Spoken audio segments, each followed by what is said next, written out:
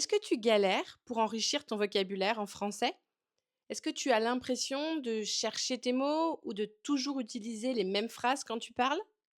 Tu n'es pas tout seul. Je vais te montrer comment une habitude quotidienne peut faire toute la différence et te permettre d'enrichir ton vocabulaire pour être toi-même en français et ne plus parler comme un enfant de 6 ans ou de 12 ans.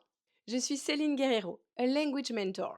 J'ai aidé des dizaines et des dizaines de Français et d'anglophones à enrichir leur vocabulaire et à gagner en confiance quand ils parlent français ou anglais. Et bien sûr, le fait de me tester quasiment tous les jours sur mes flashcards, ça m'a permis de beaucoup progresser en anglais. Et je continue, je n'arrêterai pour rien au monde. Dans cette vidéo, je vais t'expliquer ce qu'est une flashcard et ce qui tue l'efficacité des flashcards. Pourquoi te tester sur tes flashcards tous les jours est une habitude vraiment puissante. Et je vais te montrer comment ancrer cette habitude dans ton quotidien. Je me suis testée 100 jours d'affilée sur mes flashcards. J'en suis plutôt fière, mais en réalité, c'est beaucoup plus que ça, car ça fait quasiment 4 ans que je me teste tous les jours sur mes flashcards le matin aux toilettes. Pourquoi alors j'ai écrit 100 jours d'affilée si ça fait 4 ans? Bah, parce que sur l'application que j'utilise, Brainscape, il y a les jours d'affilée. Et si on oublie une fois, un jour, juste 24 heures, ce chiffre repasse à zéro. Voilà. Donc ça m'est arrivé plein de fois d'être à 70, 80, et à chaque fois, voilà. Donc c'est pas très grave en soi, hein, parce que ça veut dire que l'habitude est ancrée et que je me teste quasiment tous les jours sur mes flashcards. Mais ça m'énervait quand même beaucoup quand ce chiffre repassait à zéro. Et donc, quand j'étais à 80-85, je me suis dit: «Ouh là là, je vais bien faire attention que ça ne repasse pas à zéro. Comme ça, le titre de ma prochaine vidéo, ça sera: "Je me suis testée, 100 jours d'affilée sur mes flashcards"». OK, alors Céline, c'est bien, tu t'es testée 100 jours sur tes flashcards, mais ça change quoi? Bah, ça change que je pense beaucoup plus en anglais et quand je veux parler anglais et ben, je les mots ne restent pas bloqués dans ma tête. J'arrive beaucoup plus, à m'exprimer avec fluidité en anglais. Certaines phrases me viennent automatiquement en anglais, donc je pense en anglais. L'autre jour, j'ai dit une expression qui est pas que je voilà, que je connaissais pas trop. «I want to spread myself too thin». Voilà. Et donc du coup, voilà, des fois, j'ai des expressions comme ça qui viennent ou des phrases complètes. Donc ça me permet vraiment d'améliorer mon expression orale et j'ai envie que toi aussi, tu puisses progresser en français grâce aux flashcards. Alors, on va commencer par dire ce qu'est une flashcard parce qu'il y a beaucoup, beaucoup de fausses croyances. Si tu fais les choses bien, ça fonctionne, mais ça peut vite déraper. Ah oui, d'ailleurs, si tu veux que je te guide pour créer tes premières flashcards correctement ou améliorer celles que tu as déjà créées, tu peux réserver un appel gratuit de 40 minutes avec moi dans Language Mate Free. Donc le lien est dans la description. Tu cliques sur le lien, tu cliques sur Join Group, tu te crées un compte sur School si tu n'as pas encore de compte, c'est gratuit, ou tu t'identifies. Et ensuite, dans la communauté, tu verras le post où je t'invite à réserver un appel avec moi. Je pourrais t'aider à créer tes premières flashcards correctement pour qu'elles soient efficaces ou regarder les flashcards que tu as déjà créés pour t'aider à les améliorer. Alors, une flashcard, qu'est-ce que c'est? Parce que peut-être que tu n'as aucune idée tu n'en as jamais faite, peut-être que tu ne sais pas. Alors, une flashcard, tu peux la faire déjà sur, papier, sur une fiche Bristol ou avec une application. Celle que je recommande tout le temps, c'est Brainscape. Une flashcard, c'est une phrase complète. Ce n'est jamais un mot tout seul. Jamais, jamais, jamais. Pourquoi? Parce que quand tu parles, tu dis des phrases et voilà, tu ne parles pas en disant juste des mots. Tu dis des phrases complètes. Donc sur ta flashcard, tu dois écrire au recto la phrase en anglais, vu que l'anglais est ta langue maternelle, et de l'autre côté, au verso, la même phrase en français. Du coup, d'un côté, la phrase en anglais et de l'autre, la phrase en français. Tes flashcards, tu dois les faire toi-même. Ce n'est pas possible de prendre les flashcards créés par quelqu'un d'autre. Dans Brainscape, même si j'aime cette application, ils font des erreurs, ils te proposent tout en bas des decks créés par d'autres personnes. Mais ça n'a aucun sens. Personne n'a le même niveau, personne n'a les mêmes centres d'intérêt, les mêmes forces, les mêmes faiblesses. Ça n'a aucun sens. Tu dois créer tes propres flashcards. Et il y a alors là, maintenant, peut-être que tu te dis: «OK, mais j'écris quoi sur mes flashcards?» Il y a 2 solutions. Tu peux, tu peux créer tes flashcards à partir du nouveau vocabulaire que tu as, découvert dans un livre ou dans un podcast avec la transcription. Hem, c'est possible, mais ce n'est pas ce que je te recommande, de faire. L'idéal, c'est de créer tes flashcards après avoir reçu le feedback de ton partenaire de langue. Donc si tu as un partenaire de langue, tu lui écris quelque chose, sur WhatsApp ou, vous discutez de quelque chose en visio et il t'apporte du feedback. Voilà, parce que ce que tu as essayé de dire, c'est presque ça, mais pas tout à fait correct. Donc une fois que tu as reçu le feedback de ton partenaire de langue, d'un natif, tu es sûr que cette phrase maintenant est correcte, tu peux te créer ta flashcard. C'est beaucoup plus utile parce que ce sont des phrases que tu as essayé de dire, donc qui sont parfaitement, adaptées à ton niveau, hein, c'est toi qui les as prononcées et maintenant elles sont correctes grâce au feedback reçu de ton partenaire.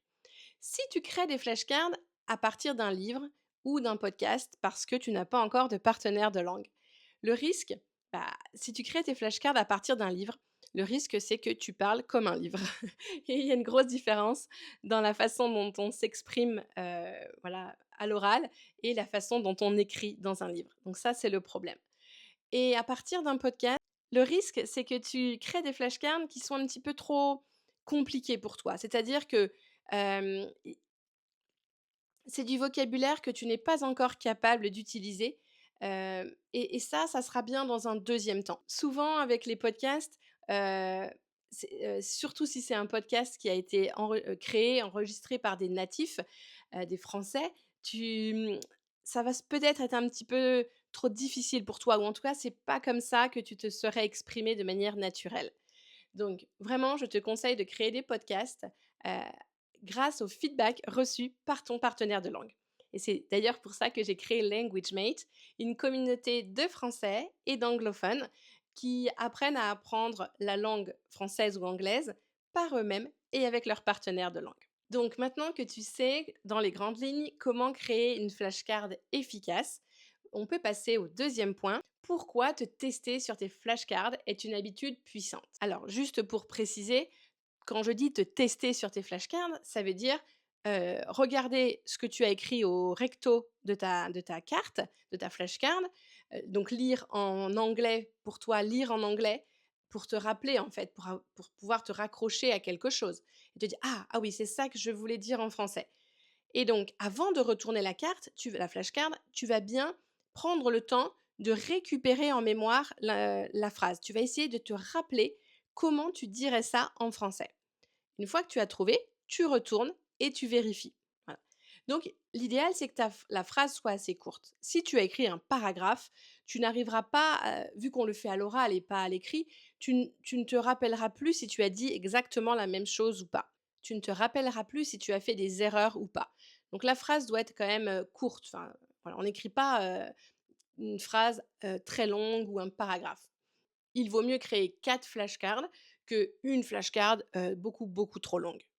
Quand tu vas te tester, justement, tu vas essayer de récupérer en mémoire cette phrase en français. Donc, l'entraînement à la récupération en mémoire, c'est l'un des exercices les plus efficaces pour faciliter l'apprentissage. L'entraînement à la récupération en mémoire est l'un des exercices les plus efficaces pour faciliter l'apprentissage. En anglais, on dit retrieval practice. Ça consiste à chercher dans notre mémoire, faire l'effort de se souvenir d'une connaissance, d'une phrase à plusieurs reprises. Un nombre impressionnant d'études de grande qualité démontrent l'efficacité de l'entraînement à la récupération en mémoire. Parce qu'en fait, chaque récupération en mémoire, chaque fois que tu vas te tester, c'est une réactivation. Chaque fois qu'une connaissance est récupérée, tes neurones s'activent. Donc plus on récupère, plus on active de façon répétée les neurones et plus on consolide les connexions neuronales. Et tu te doutes bien que c'est pas en te testant une fois sur tes flashcards que c'est bon, tu vas t'en rappeler pour toute la vie. Ça ne marche pas comme ça. Donc, il y a un deuxième principe neuroéducatif qui est très important aussi à connaître, c'est la répétition espacée. En gros, ça veut dire savoir quand tu dois te tester sur tes flashcards. Quand, combien de fois, à quel moment. Espacer les activations neuronales, c'est plus efficace pour apprendre que de les regrouper.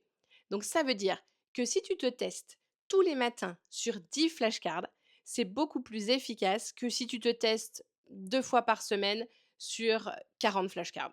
Je ne sais pas si j'ai pas fait le calcul, ça ne revient peut-être pas au même, mais pour le même nombre de flashcards, il vaut mieux espacer les activations neuronales. Ça veut dire te tester, 10 sur 10 flashcards tous les jours plutôt que sur 70 flashcards une fois par semaine. Là, ça fonctionne le calcul. Et c'est intéressant parce que ça ne veut pas dire travailler plus, ça veut dire espacer les moments où tu vas te tester. C'est juste organiser ton temps différemment. Et tu vas aussi pouvoir profiter du sommeil parce que si tu te testes une fois par jour, entre le lundi et mardi, tu auras dormi entre ces 2 jours. Donc tu pourras aussi profiter du sommeil qui est un peu comme une activation gratuite. Parce que ton cerveau rejoue ce que tu as appris dans la journée et évidemment, vu que tu dors, ça ne te demande pas de temps ou d'effort. Voilà, c'est un peu comme une activation gratuite. Alors, maintenant que tu sais ce qu'est une flashcard, comment créer une flashcard efficace et tu as compris pourquoi te tester sur tes flashcards, c'est vraiment efficace pour progresser en français. On va voir le dernier point, comment ancrer cette habitude dans ton quotidien. Je t'ai dit au début de la vidéo que je me teste tous les matins aux toilettes. Et je n'ai pas honte de te dire ça parce que on va tous aux toilettes tous les jours. Et c'est l'endroit où on me laisse tranquille. J'ai un mari, j'ai des enfants et aux toilettes, je sais que personne ne va me déranger, personne ne va venir avec moi. Donc pour moi, c'est l'endroit idéal et le moment idéal aussi de la journée parce que je ne peux pas oublier, il n'y a pas une journée entière, je ne peux pas passer une journée entière sans aller aux toilettes. Donc c'est mon rituel, ça fonctionne. Toi, tu peux trouver le moment idéal pour toi. Mais l'avantage des toilettes, c'est que je sois à la maison, en vacances, en séminaire, eh ben, je vais toujours aux toilettes. C'est l'endroit idéal et le moment idéal pour moi. À toi de choisir, à toi de te créer une nouvelle habitude pour ne plus avoir de questions à te poser. Mais plutôt que de scroller sur Instagram, ce que je faisais il y a quelques années, au moins je profite de ce temps pour apprendre et progresser en anglais. Au début, j'ai commencé il y a 4 ans. Les premières semaines, c'est difficile de se créer une nouvelle habitude. Donc, ce que je faisais, c'est que j'avais accroché une feuille sur le mur, j'avais un crayon à côté, et à chaque fois que je réussissais à me tester sur 10 flashcards, je faisais une croix.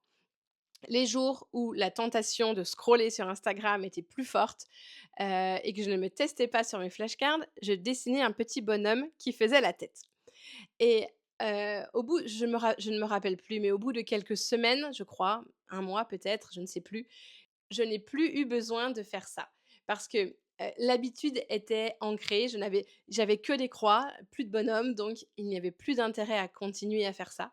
Mais c'est quelque chose qui m'a aidée dans les premiers temps pour prendre cette habitude. Et après, vous allez voir, quand vous vous testez sur vos flashcards et que vous réussissez, au bout de quelques jours, on se sent en réussite. C'est vraiment un sentiment, très agréable et en même temps, si je connaissais moi, je connaissais déjà tous ces principes neuroscientifiques, la récupération en mémoire, espacer l'activation des neurones, je connaissais déjà, mais je n'avais jamais expérimenté.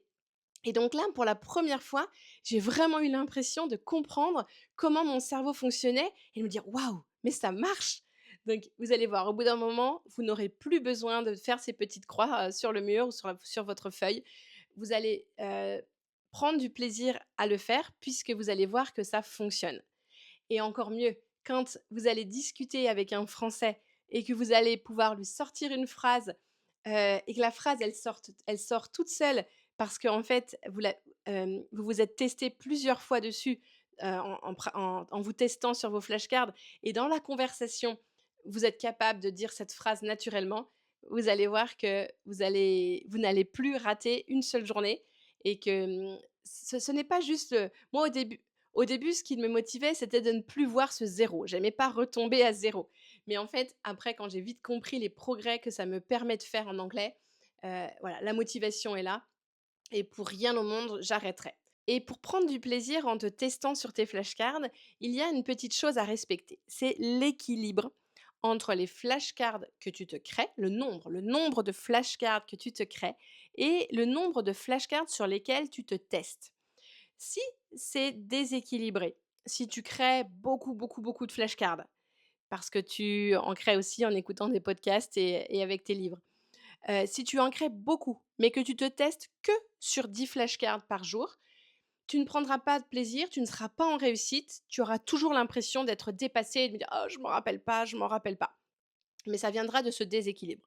Si au contraire, tu ne crées pas suffisamment de flashcards, mais que tu te testes sur 10 flashcards par jour, tu vas toujours tu vas te tester sur les mêmes. Tout ça, les mêmes vont revenir encore et encore. Tu diras: «Bah oui, celle-là, je m'en rappelle, c'est bon, il y a pas du tout de difficulté». Tu vas t'ennuyer et donc tu vas arrêter de le faire. Donc il faut vraiment faire attention pour qu'il y ait un équilibre entre le nombre de flashcards que tu crées et le nombre de flashcards sur lesquels tu te testes. Mais si tout ça, voilà, tu n'es pas sûr, tu as des doutes, tu ne sais pas si tes flashcards, tu les as créés correctement ou tu n'oses pas te lancer parce que tu te dis: «Ouh là là, mais en fait, il y a quand même plein de choses à savoir pour le faire correctement et que ça soit efficace», tu peux réserver un appel gratuit avec moi de 40 minutes en rejoignant Language Made Free. Donc tu cliques sur le lien qui est dans la description, tu cliques sur Join Group, ensuite tu te crées un compte School si tu n'as pas de compte ou tu t'identifies et dans la communauté, tu vas voir le post où tu vas pouvoir réserver un appel avec moi pour que je t'aide à faire tout ça. Il y aurait encore des dizaines de choses à dire sur les flashcards, mais je m'arrête là. Abonne-toi si tu veux apprendre le français plus vite avec des méthodes qui fonctionnent vraiment.